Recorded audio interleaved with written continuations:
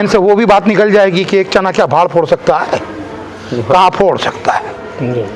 किस्मत ना फोड़े, भाड़ फोड़े।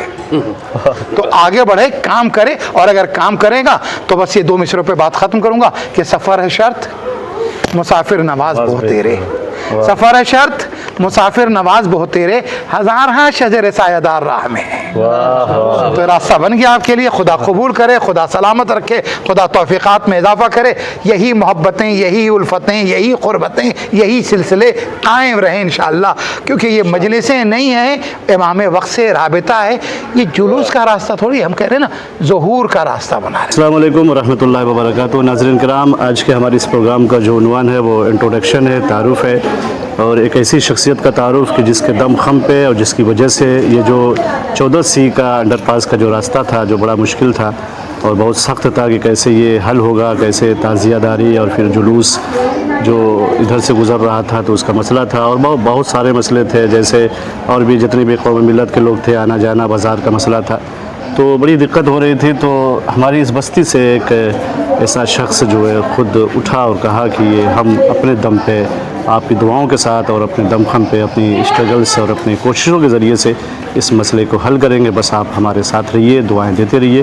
तो ऐसी अजीम शख्सियत के बारे में आज हम जानना चाहते हैं, और आप चूँकि आपकी ख्वाहिश थी कि इनके बारे में ज़रा सा हमको मालूमात फ़राहम हो कि कैसे इन्होंने तालीमी जो सिलसिला था उसको हल करके और उसको वहाँ तक पहुँचाए हैं। तो सबसे पहले वकील साहब आपसे पूछना चाहेंगे कि आप ज़रा सा अपने बारे में बताइए, ताकि हमारे जो ऑडियंस हैं वो जानना चाहते थे कि आपकी जो तालीमी जो प्राइमरी एजुकेशन था, जो आपका जो इब्तदाई मरहला था तालीम का, वो कैसे क्या हुआ, वो ज़रा सा नाज़रीन की खिदमत में पेश कीजिए।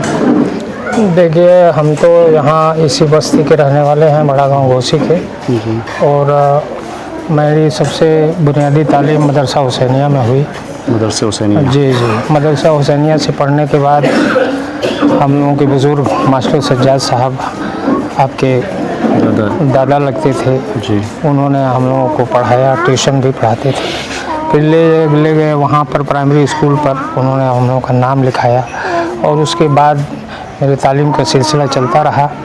मैं BA करने के बाद लॉ की डिग्री मैंने शिबली कॉलेज आज़मगढ़ से लिया। उसके बाद मैंने आज़मगढ़ में 1985 में शुरुआत किया वकालत करने की। 90 में ज़िला बन गया मऊ, फिर मैं मऊ चला आया। मऊ में मैंने वकालत किया। मऊ में मैं वकीलों का 5 बार सदर रहा, और वकीलों ने मुझे 5वीं बार फिर इस वक्त बनाया है। मौजूदा हालत में भी सेंट्रल बार एसोसिएशन का मैं अध्यक्ष हूँ, मंत्री भी मैं था, उपाध्यक्ष भी था। और बुनियादी जो तालीम थी, उस ज़माने में हम लोगों के घरों में बिजली तक नहीं थी। हम लोग ढेबरी से पढ़ा करते थे। हमारे चाचा हैं, उसी घर में रहते थे। ढेबरी थी, चिराग था, वो चिराग से हम लोग पढ़ते थे। जी जी जी। और रात में हम लोग पढ़ते थे, और गुरबती भी थी। मेरे दादा मरहूम ज़िया हुसैन साहब मुझे एक अलमारी के लिए किताब, जो 272 साबुन आता था पहले, उसको जुड़वा करके मुझे दिया। मैं अपनी किताबों को उसमें रखता था, किताबों को रात में पढ़ता था। उसके बाद सिलसिला मेरा चला, वकालत की शुरुआत हुई। मैं टाउन एरिया घोसी में मेंबर भी बना, और इस तरह से रफ्ता लोगों में पहचान बनी। आज ज़िले में आप लोगों की दुआओं से, ऊपर वाले के करम से सभी लोग तकरीबन जान रहे हैं, और मैं खिदमत भी अंजाम कर रहा हूँ अपने कौम की, और लोगों की भी जिसकी ज़रूरत होती है उसके लिए मैं खड़ा रहता हूँ। और आपने पूछा अभी 14C के बारे में, जो अंडरपास था हम लोगों का, जो 14C है वो फाटक था पहले, वो फाटक बंद कर दिया गया, जिसकी वजह से आने जाने में परेशानी हो गई रोड पर। ठीक बस्ती के सामने हमारे इमाम बारगाह है, जिसमें मुर्दे दफन होते हैं, और ज़माना लामालूम से उसमें मुर्दे दफन होते हैं, और लोगों का आना जाना रहता है, कब्रों पे भी आना जाना रहता है। हिंदू भाई भी अपने मुर्दों को उसी तरफ से ले जाते थे, और ले जाके इमाम बारगाह के पास रखते थे। वहाँ से फिर उनकी अर्थी जाती थी दोहरी घाट। उन लोगों को परेशानी हो गई। दुर्गा पूजा का भी जुलूस इसी तरफ से आता था। तमाम हिंदू मुसलमान सभी के रास्ते थे। 30-40 हज़ार की आबादी है। यहाँ से कट करके अगर इधर देखा जाए तो सब लोगों का रास्ता रुक गया, बस्ती की पहचान मिटने लगी। मैंने देखा परेशानियां हैं, परेशानियों को देखते हुए मैंने कोशिश किया। मेरे साथ आली जनाब मौलाना सैयद अली साहब फ़खरी साहब थे, जिन्होंने भी मेरी खूब मदद किया और मेरे साथ जहाँ भी जाना रहा फ़्लाइट से, चाहे जैसे मुझे अगर बॉम्बे जाना हुआ, कहीं जाना हुआ तो आप मुझे लेकर के गए। उनके साथ मैंने दानवे साहब थे उस ज़माने में रेल राज्य मंत्री, उनके पास मैं गया, उनके घर गया, उनसे मुलाकात की। उनकी भी बहुत बड़ी मदद है, उनको ऊपर वाला अच्छा रखे। यहाँ के रेल अधिकारियों ने भी मदद की, यहाँ के ज़िला प्रशासन और यहाँ के जितने भी राजनीतिक लोग थे, चाहे पार्लियामेंट मेंबर रहे हों, चाहे मिनिस्टर रहे हों, चाहे MLA रहे हों, और इन लोगों ने भी मेरी पूरी मदद किया है। मैं सबका शुक्रगुज़ार हूँ। बस्ती का भी शुक्रगुज़ार हूँ कि बस्ती ने मेरे लिए दुआ किया और मैं आगे बढ़ा और वो चीज़ कामयाबी मिली। आज आप लोगों के सामने वो काम हो रहा है, इंशाअल्लाह लोगों को पूरी सुविधा उसको वकील साहब, ये जज्बा आपको कहाँ से मिला? और कभी ऐसा नहीं हुआ कि कभी आपका दिल अंदर से गवाही दे कि अब छोड़ देना चाहिए, बहुत ज़्यादा परेशान हो चुका हूँ, इसलिए कि सफ़र पे सफ़र करना? मेरे बस्ती के लोग भी, तमाम लोग ये बात कहते थे, मुझसे पूछते थे कि वकील साहब बनेगा कि नहीं बनेगा। लोग कहते हैं कि नहीं बनेगा। हमने कहा कि भाई देखो, मुझे यकीन है इमाम वक्त का ज़हूर होगा, आज नहीं कल होगा। हमें यकीन, अगर यकीन इस पर है, बाकी रखते हो तो ये काम होगा और हो के रहेगा। अहले बैत के चाहने वाले हैं, मौला मदद कर रहे हैं, इमाम वक्त मदद कर रहे हैं और होगा। उनकी मदद से, आप लोगों की दुआओं से, उलमाए कराम की दुआओं से ये काम पूरा हुआ। वकील साहब, जैसे कुछ यूथ हमसे सवाल कर रहे थे, नौजवान, कि आज का ज़माना ऐसा है कि थोड़ी सी फैसिलिटी अवेलेबल नहीं होती तो कहते कैसे पढ़ें, इसलिए कि हमारे पास ये नहीं है, लैपटॉप नहीं है, मोबाइल नहीं है। तो उनके बारे में क्या कहना चाहते हैं? इसलिए कि आप उस ज़माने में पढ़ रहे थे, उस ज़माने से निकले हैं। इस ज़माने में ये सारी फैसिलिटीज़ नहीं थी, ना मोबाइल था, ना लैपटॉप था। उस ज़माने से चल करके आप यहाँ तक आए हैं, तो क्या कहना चाहेंगे? पैगाम इन नौजवानों को एक पैगाम देना चाहूँगा कि हमारे बुज़ुर्ग पहले बैलगाड़ी से चला करते थे जी, पैदल चला करते थे। मौला की ज़ियारत करने लोग जाते थे, हम सुनते थे कि पानी के जहाज़ से लोग जाते थे। आज 1 घंटे 2 घंटे में सफ़र पूरा हो जा रहा है। हौसला रखना चाहिए। अभी हमारे आलिम दीन बुज़ुर्ग अभी बयान कर रहे थे कि आज का ज़माना क्या है और कल का ज़माना क्या है, उसको मैंने अभी रीड किया है, पढ़ा है। तो इसी इबरत लेनी चाहिए। संघर्ष से कभी भी पीछे नहीं होना चाहिए। जो कौम अगर संघर्ष से पीछे हो गई, वो बिल्कुल पीछे हो जाएगी समाज में। आज एडवांस युग है, ज़माना है और आदमी बिना मेहनत किए, बिना लैपटॉप के भी, बिना किसी वो मशीनरी के भी आदमी कामयाब हो सकता है, कोशिश करेगा तो। कहीं भी मेहनत होनी चाहिए, कहीं लगन होगी, कहीं जाके सीखेगा। हमारे इस मऊ में यूनिवर्सिटी नहीं है, यहाँ से जाके पढ़ते हैं लोग। हम लोगों के बच्चे भी लखनऊ यूनिवर्सिटी में पढ़ती है। तो हौसला रखिए, कहीं भी आप कामयाब होंगे। नहीं हौसला रखेंगे, गार्जियंस को भी चाहिए कि बच्चों को पढ़ावें और अपने ऊपर कम खर्च करें, एजुकेशन पर जी। सरज़मीन ऑस्ट्रेलिया से तशरीफ़ लाए हुए हमारे मोहतरम और मुअज़्ज़ज़ मेहमान हुज्जतुल इस्लाम आली जनाब मौलाना सैयद अबुल क़ासिम रिज़वी साहब, जो उलमाए काउंसिल के प्रेसिडेंट है ऑस्ट्रेलिया में।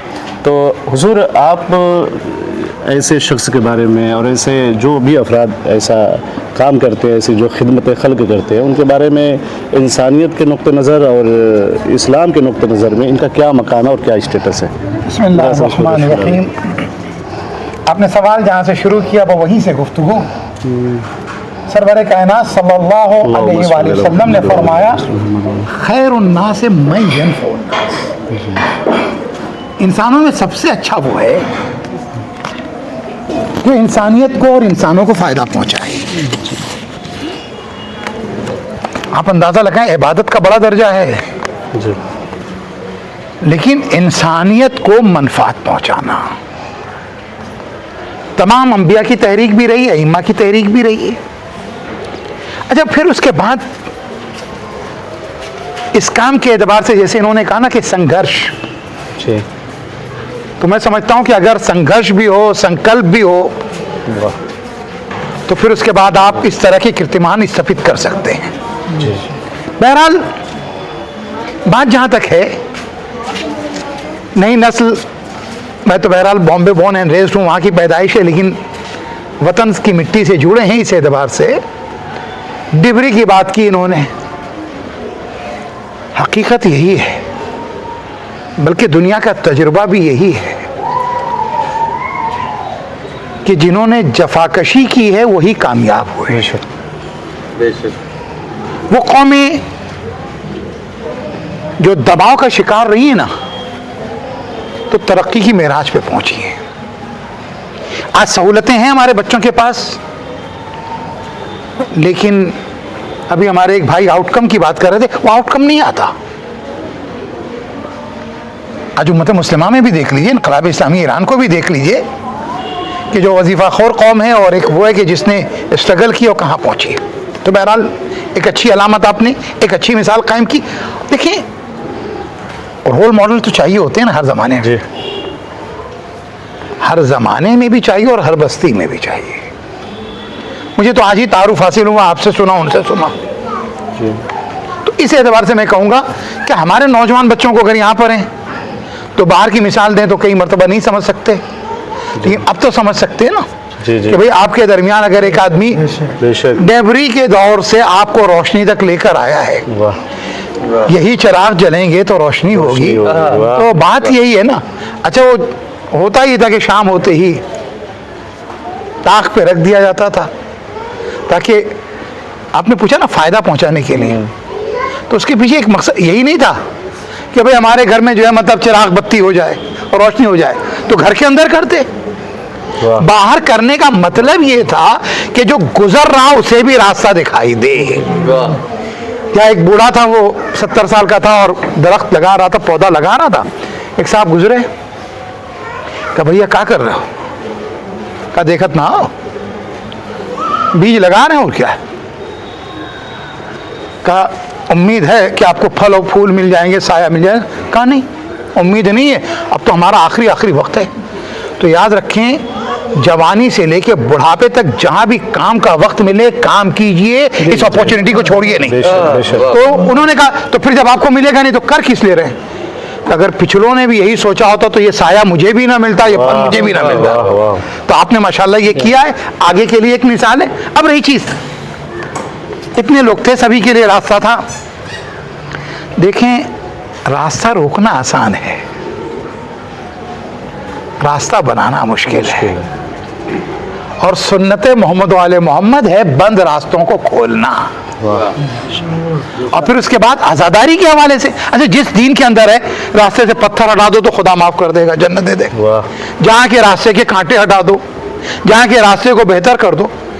तो अगर आम जाने वाले जनता के रास्ते के लिए कोई करे, तो फिर अगर कोई आज़ादारों के जाने का रास्ता, मातमियों के जाने का रास्ता, जुलूस का रास्ता। अच्छा, जनाब सैयदा ने 2 सुन्नतें कायम की हैं। एक सुन्नत थी मजलिस की, जो घर में होगी, अज़ाखाने में होगी, ताकि अपनों तक हुसैनियत पहुंचे।